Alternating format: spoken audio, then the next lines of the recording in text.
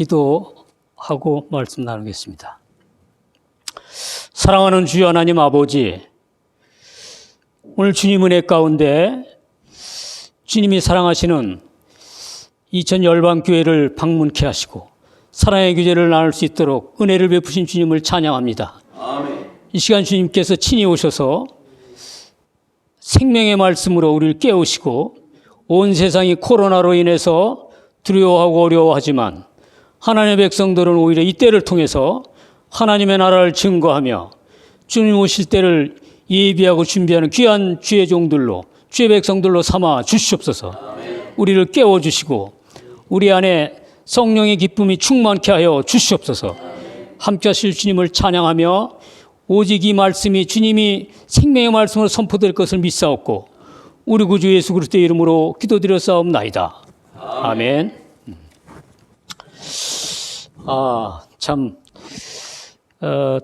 늘 참 멀리서 우리 유평한 선생님 그 사역 궁금했어요, 여러 가지로. 근데 이렇게 또 와서 교회를 보고 또 말씀을 나눌 수 있는 귀한 시간을 가져서 너무 감사합니다. 여러분 만나서 너무 기쁘고요. 아주 가족 같은 마음으로 좀 나누겠습니다. 하나님의 나라는 영의 나라잖아요, 영의. 근데 하나님을 믿는 우리가 하나님을 믿음에도 불구하고 육으로 살고 있는 거, 이게 이제 우리에게 숙제라고요. 육으로 살지만 영으로 생각해야 되는데 생각이 육을 따라가는 게 이제 우리를 어렵게 하는 거죠. 그래서 우리는 말씀을 통해서 계속 육으로 살면 죽고 영으로 살면 산다. 배우고 듣지만 가까이 있는 육이 움직임으로 인해서 갈등을 겪는 거죠. 근데 우리의 정말 아주 존경하는 그 선배 사도 바울이 똑같은 고민을 하고 있었더라고요. 로마서 7장에 보니까 아주 엄청난 싸움을 했더라고요. 그 사도 바울도. 결국은 그 로마서 7장 24절 25절 보면 자기도 육이 이기더라는 거예요. 제 안에서 싸우는데. 로마서 그 8장으로 넘어가기 전에 나는 공고한 사람이로다. 그러나 내가 감사할 것은 예수 그리스도로 인해서 감사한다. 이제 그렇게 고백을 하면서 로마서 8장을 가면 이제 육으로 가면 결국은 죽고 영으로 살아야 우리가 승리한다. 이제 그렇게 고백을 하며 새 힘을 얻는 것을 보는데 오늘 우리에게 주신 말씀을 보면 예수님께서 이제 승천하실 때를 가까이 와서 제자들에게 내가 너희에게 있는 것이 지금은 너희들이 좋아 보이지만 실상은 내가 떠나는 것이 너에게 유익이 될 거다.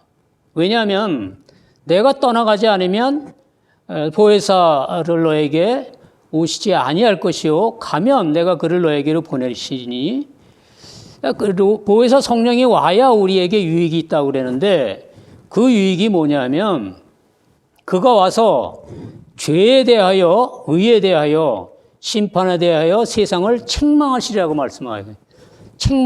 말씀하시는데 뭘 어떻게 책망하신다는 건가?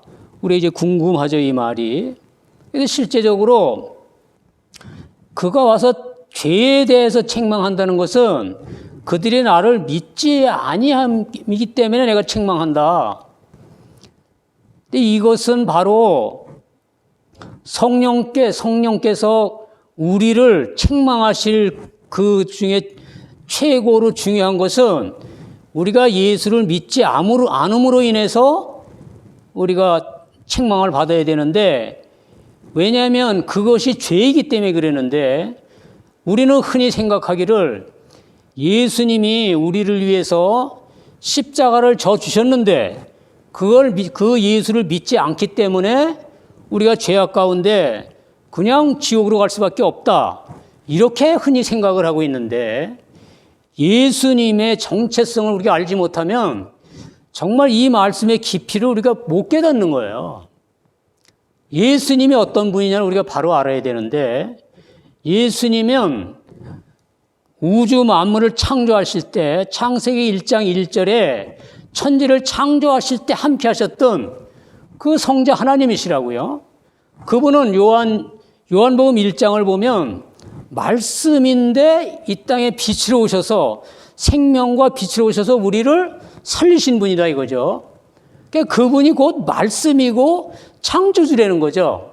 근데 그분을 믿지 않는다고 말할 때 그분이 십자가만을 말하는 게 아니고 십자가를 통해 우리를 살리신 그것을 믿지 않는 것뿐이 아니고 말씀을 말씀대로 믿지 않는, 말씀인데 이 땅에 오신 그 예수님을 말씀대로 믿지 않는 것이 죄라는 거예요, 그것도. 근데 우리가 말씀을 말씀대로 믿는 믿음을 가진 사람이 많지 않죠, 사실. 우리도 어느 때 보면 이 말씀을 말씀대로 믿지 않고 우리가 감당하기 어려운 말씀은 그냥 지나가 버리는 거예요. 근데 사실은 우리가 감당할 수 없을 말씀은 없는 거예요. 왜?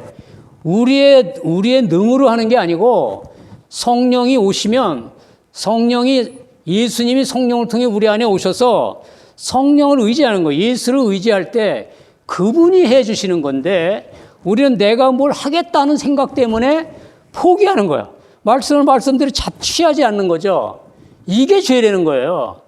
만약에 오늘 이 말씀 우리가 제대로 받아들이고 내가 이제는 정말 말씀대로 살겠습니다 선포를 하면 우리의 인생의 여정은 예수님과 정말로 동행하는 거예요. 못할 게 없는 거죠, 그야말로. 뭐 사역, 선교, 뭐 구제, 또 우리의 필요, 뭐 병고침 다 하는 거죠. 왜? 예수님이 하시기 때문에. 내 안에 예수님이 능력을 나타내 주시는 거죠, 나를 통해서. 그 말씀을 하시는 거예요, 지금. 성령이 오시면 죄에 대해서 말할 텐데 그 죄는 바로 나를 믿지 않는 거다. 근데 너희들이 나를 모르는 거예요. 그러니까 내가 누구냐? 내가 바로 이 땅에 창조자로 오셨고 말씀이 빛으로 오셔서 우리를 친히 육신으로 오셔서 십자가를 져주시고 우리의 생명을, 죽었던 생명을 살리시고 우리에게 영생을 주신 그 예수님, 그분은 오늘도 성령을 통해 우리 안에 와 계시다는 거죠. 그분을 바로 알려는 거예요.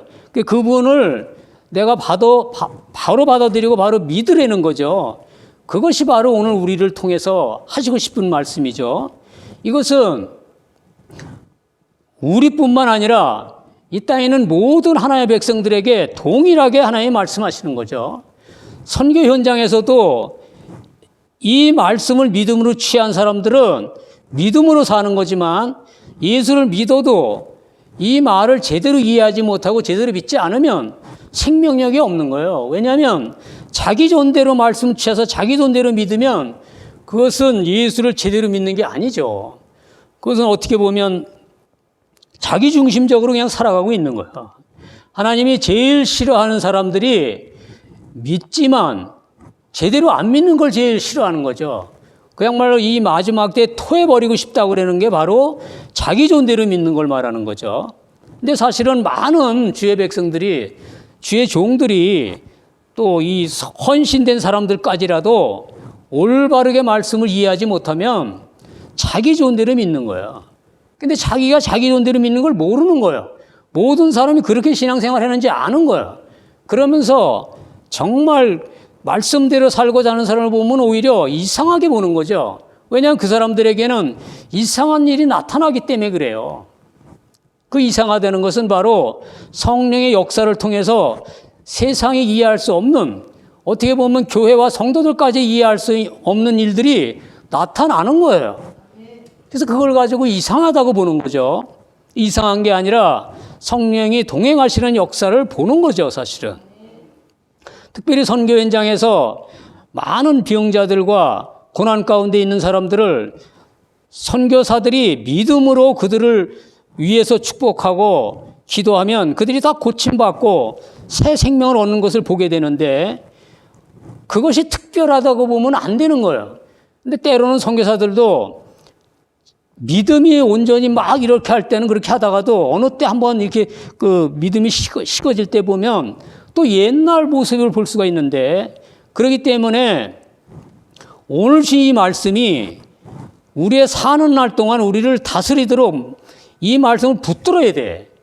붙들으면 우리가 그렇게 사라져요. 그러나 이거를 그냥 지금 이 순간만 잡고 내가 뭐 정말 급할 때만 잡고 그래서 될 게 아니고 우리 평생 이 말씀을 붙들고 승리하겠다, 이런 각오를 갖는 저와 여러분이 되기를 주님의 이름으로 축복합니다. 또 한 가지, 의에 대해라는 말을 우리가 잘 이해해야 되는데, 의에 대해라는 말을 설명하면서 내가 아버지께로 가니 너희가 나를 다시 보지 못함이요로 그냥 끝내버려가지고, 그게 뭔가, 예수님이 하나님 우편에 계시지만 사실은 우리가 눈으로 보는, 육신으로 보는 예수님은 승천해서 하나님 우편에 계시지만 성령을 통해서 우리 안에 와 계신 그 예수님 우리가 이해해야 되는 거죠. 그 예수님이 결국은 우리와 동행하시는 삶을 지금 이루고 계시는 것을, 그걸 말씀하는 거예요. 그래서 그거에 대해서 우리가 온전히 이해하지 못함으로 책망하는 거예요. 왜? 우리 예수님이 하나님 우편에 계시지만 실상은 우리 안에 계신 거죠. 그 예수님을 우리가 올바로 이해하고 그분을 믿어야 되는 거지. 그리고 그분과 동행하는 삶을 우리가 살아야 되는 거예요. 그것이 바로 하나님의 의, 하나님의 뜻이라는 거죠. 그 하나님의 의를 우리가 온전히 이해하고 그분의 인도를 받는 것이 하나님이 원하시는 우리의 인생의 길이죠. 특별히 하나님의 백성, 우리에게 정말 우리가 하나님을 제대로 믿고 우리의 시민권이 천국에 있다면 이 땅에 살지만 천국 시민다운 삶을 살아야 되는 거예요. 근데 우리는 흔히 보면 세상 사람들과 구별이 안 될 때가 너무나 많은 거죠. 하나님이 그걸 책망하는 거예요. 우리는 당연히 겉모습은 세상 사람과 같지만 말하는 것도 비슷하지만 우리 속사람, 머리에서 생각하는 것과 말하는 것과 행동이 달라야 되는 거죠. 구별돼야 되는 거예요. 구별되지 않은 삶을 보면 그게 바로 책망받을 것인데, 많은 성도들이, 많은 주의 종들이 그냥 편안하게 세상 사람들과 섞여서 그대로 사는 거죠.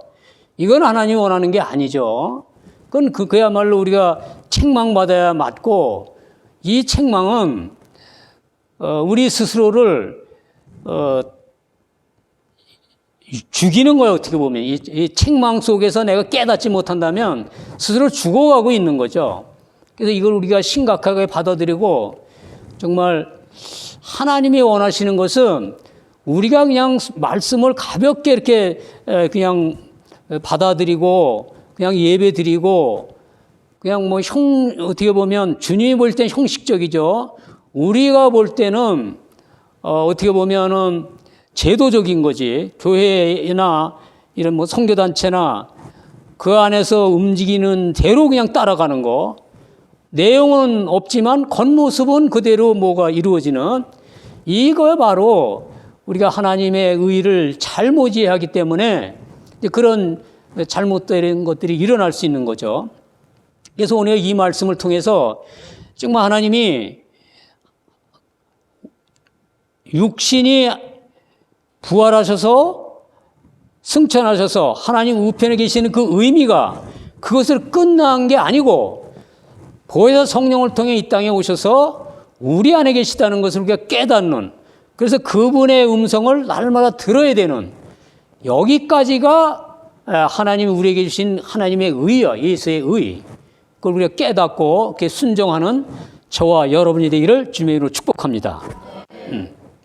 또 하나, 심판에 대하여라면 이 세상 임금이 심판을 받았음이라고 말하는데, 그것은 뭐 우리가 모두가 아는 거죠. 사실은 하나님을 알지 못한 이 세상 권세자들과 세상 권세자 외에 모든 이 땅에 물질에 묶여 있는 만 백성들이 다 사실은 그 자체가 심판을 받은 거예요. 요한복음에 말씀하셨듯이 예수님이 빛으로 이 땅에 오셨는데 이 백성들이 죄악 가운데서 어두움, 악에 묶여 있기 때문에 어둠에 익숙해서 빛으로 오기를 두려워하는 거예요. 그래서 예수님을 믿는 것을 두려워하고 믿지 않기 때문에 그 자체가 이미 심판을 받은 거다. 그렇게 보이죠. 실상이 그런 거죠, 사실은. 그런데 그 심판에 대한 주님이 우리에게 지적하는 그 내용 중에 그 세상 임금과 또 하나님을 알지 못한 모든 백성들이 지금도 심판 가운데 그냥 있도록 놔두는 것은 그것을 끝내야 되는 것이 아니고 그들이 회개하고 돌아올 수 있도록 우리에게 먼저 예수를 믿은 우리에게 그 책임을 깨닫는 그것이 바로 우리가 이 심판을 바로 봐야 되는 거죠. 우리가 그래 그들은 믿지 않기 때문에 방법이 없다가 아니고 저들을 구원시켜야 될 책임을 우리에게 하나님 주신 거예요.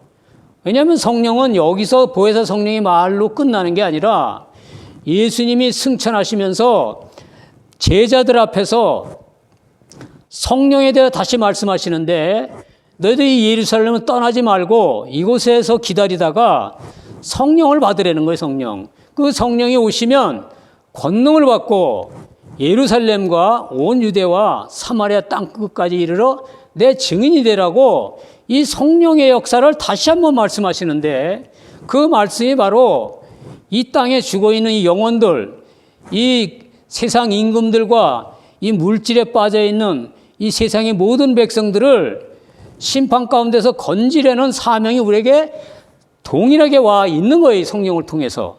그래서 우리가 그 책임감을 느껴야 된다는 거죠.